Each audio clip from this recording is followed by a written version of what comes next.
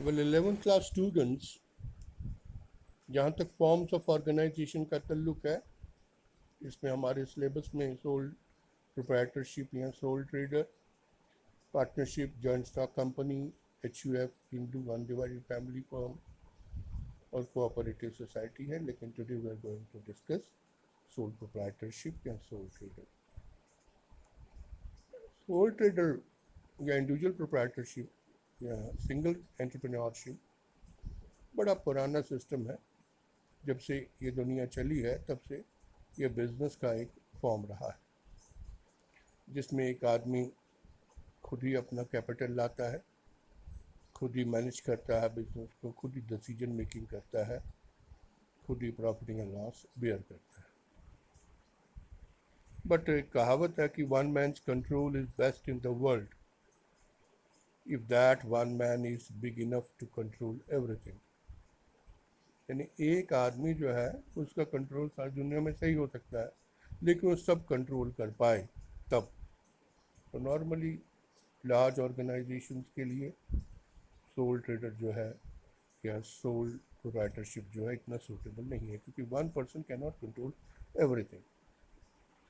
So we may say that sole trader is a person who carries on business for himself, not only brings capital, undertakes organization and management, and takes away the booty, profit or losses, and is responsible for all the activities of the organization. तो जहाँ तक एक person का control है, नाम उसी के है सारा, लाइबिलिटी जहाँ तक ताल्लुक है उसकी अनलिमिटेड है, क्योंकि वही रिस्पॉन्सिबल है। इसके अलावा प्रॉफिट भी उसी ने लेना है और चलाना भी उसी ने। अब जहाँ तक इसकी एडवांटेजेस का ताल्लुक है, अब पहले तो यह है कि easily you are able to make decisions, easily आप ले सकते हो, इंफॉर्मेशन जो है आप कॉन्फिडेंटली उसको रख सकते हो। इसके अलावा सोल प्रोप्राइटर जो है वो डायरेक्ट इंसेंटिव उसे मिल जाता है, क्योंकि उसे मालूम है कि वही सारा मैनेज कर रहा है, तो जहाँ उसे लगता है कि एरिया प्रॉफिटेबल है उसी हिसाब से काम करता है।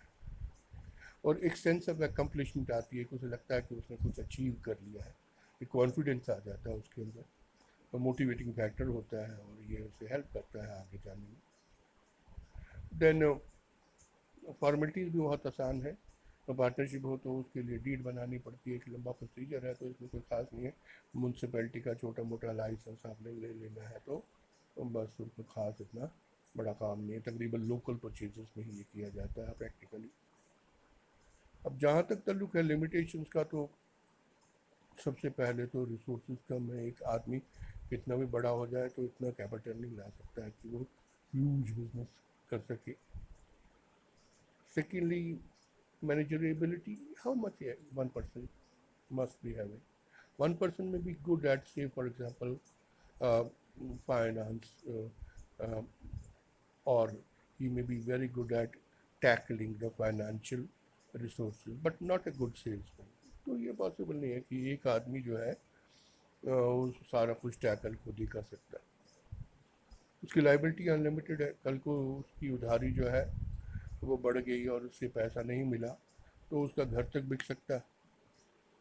और जहाँ तक ताल्लुक है इंसॉल्वेंसी एक्ट का, उसके तहत तो 1,000 रुपये तक का सामान वो अपने घर का रख सकता है जब दिवालिया हो जाए, और बाकी जो है सारा उसका वो ले जाएंगे।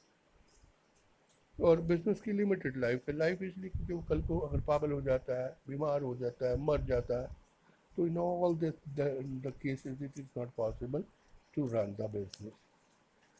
जहाँ तक इस ऑर्गेनाइजेशन का ताल्लुक है, इसकी सूटेबिलिटी को अगर देखा जाए तो from that point of view very small business जैसे रिटेल शॉप्स आपकी गली वगैरह में है, उनके लिए ये बड़ा ही फ़ायदा देने वाली ऑर्गेनाइजेशन है। बट जहाँ पर बिग बिजनेस हाउसेस है, डाइवर्सिफिकेशन है, तो इसके काफ़ी जो है फ़ायदे नहीं हैं। और ज़्यादा नुकसान ही होते हैं और ज़्यादा चल नहीं पाता है.